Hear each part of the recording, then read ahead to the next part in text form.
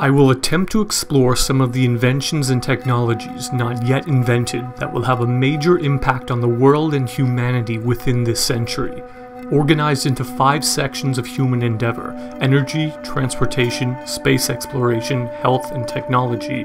I have provided the 9 technologies not already widely publicized that I believe will make significant improvements to humanity as a whole, and opportunities worthy of investment in the near future. Fusion power can provide more energy for a given weight of fuel than any fuel-consuming energy source currently in use. With such huge energy supplies at our disposal provided by fusion as a power source, almost everything will be cheaper. But also we can build things that before fusion power, it was just not economical to do so, like mass drivers on Earth that can launch payloads into space, or even larger supercomputers than what we have today that can enable us to map the human brain.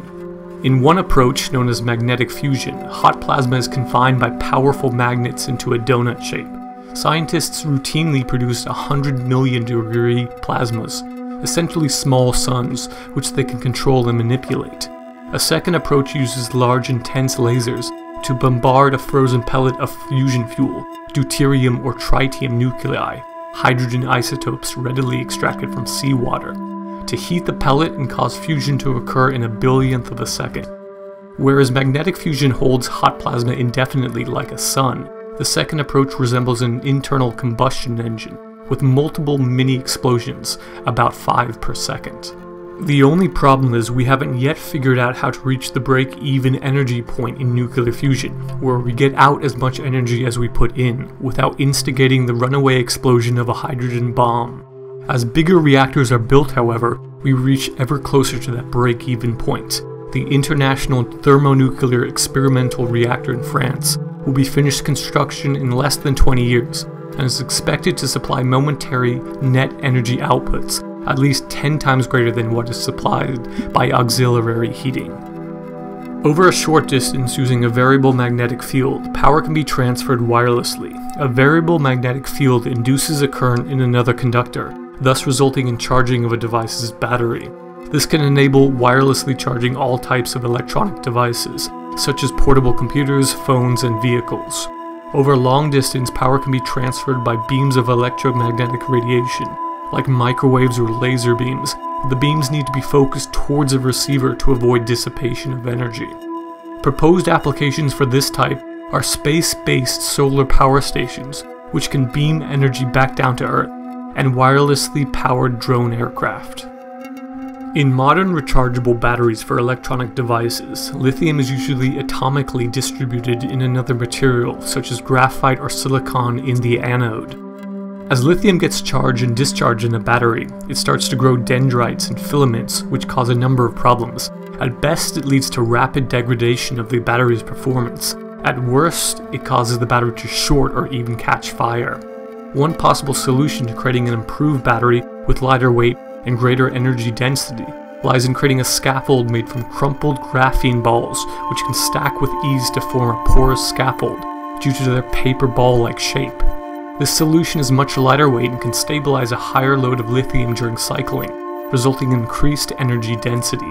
Solid-state batteries, where both electrodes and electrolytes are solid rather than liquid electrolytes found in lithium-ion batteries, are also being developed for use in electric cars. Solid-state batteries use electrolytes such as ceramics, glass, lithium sulfide, magnesium, and sodium.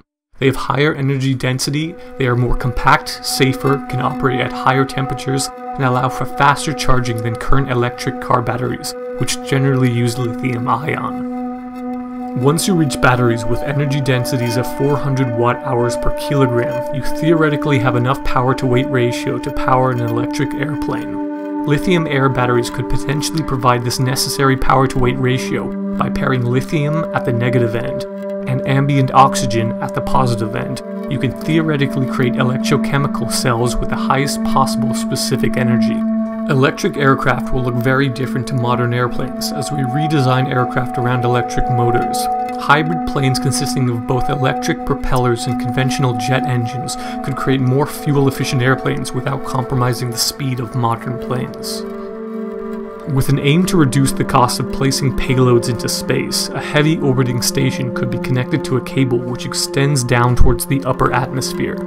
Payloads which are much lighter than the station are hooked to the end of the cable as it passes, and are then flung into orbit by rotation of the cable around the center of mass. A 600-kilometer long tether in an equatorial orbit at 610 to 700 kilometers altitude, rotating with a tip speed of 3.5 kilometers per second, would hook the payload module sent into high altitude from a lighter-than-air balloon rocket hybrid, with transfer at an altitude of 50 kilometers. The tether would be made of existing commercially available materials, mostly Spectra 2000, a kind of ultra-high molecular weight polyethylene, except for the outer 20 kilometers, which would be made of heat-resistant Xylon, like strings and tennis rackets. YouTube comment sections, as we all know, can quickly devolve into cesspools of vitriolic arguments and insults. Anonymity emboldens some to attack others, and being a step removed from seeing a person face to face during an argument can remove empathy from a heated discussion. In the future, to combat this, software won't try to censor our speech, but remind us of the impact of our words as an option to try to be a bit kinder. Routine checkups will be conducted multiple times a day, but rather than going to the doctors, you'll go to your bathroom. Your toilet could be fitted with sensors to analyze your excrement and provide up-to-date analysis of your bodily functions, catching disease early and providing medical advice sent to an app on your phone. Your analysis could be carried out in your toilet bowl, looking for the presence of white blood cells in your urine, for example, an indication of a urinary tract infection. Abnormal cells in a stool sample could be detected by an infrared sensor as an indication of colon cancer. The benefits of this is obviously early detection of disease and not having the hassle of having to go visit the doctor to conduct these tests.